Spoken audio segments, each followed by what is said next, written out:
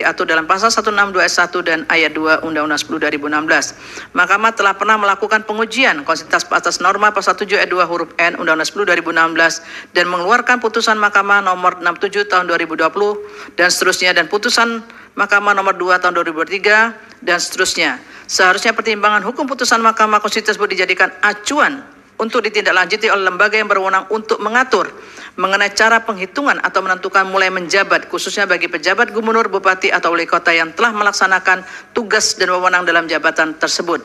Hal ini didasarkan pada alasan A. Pertimbangan hukum putusan Mahkamah adalah bagian yang tidak terpisahkan dari amar putusan.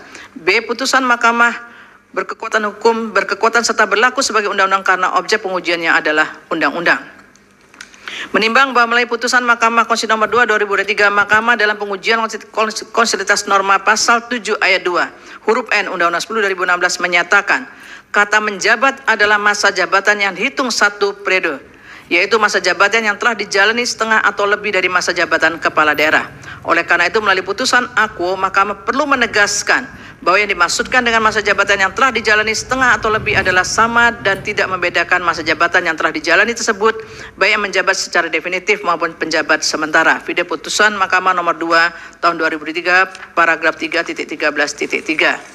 Berdasarkan kutipan pertimbangan hukum demikian, tanpa Mahkamah bermaksud menilai kasus konkret yang dipersoalkan para pemohon, pendirian Mahkamah dimaksud sudah cukup jelas bagi semua pihak, khususnya lembaga yang mempunyai kewenangan menyusun peraturan pelaksana dari Undang-Undang 10 2016, bahwa masa jabatan yang dimaksud dalam pasal 7 ayat 2 huruf N Undang-Undang 10 2016 merujuk pada masa jabatan yang telah dijalani secara nyata atau real atau faktual, dan bukan masa jabatan yang dihitung berdasarkan waktu pelantikan.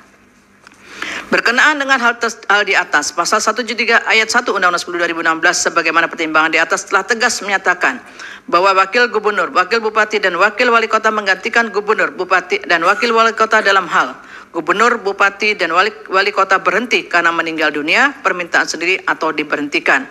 Artinya secara langsung dan nyata, wakil kepala daerah menggantikan sudah seharusnya melaksanakan tugas dan wewenangnya agar tata kelola pemerintahan dapat langsung dengan baik.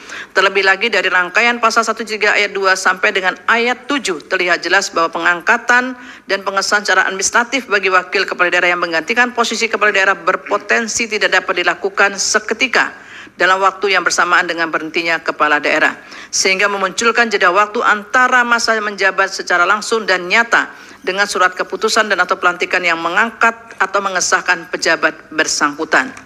Menimbang berdasarkan seluruh uraian pertimbangan hukum di atas, Mahkamah berpendapat dalil-dalil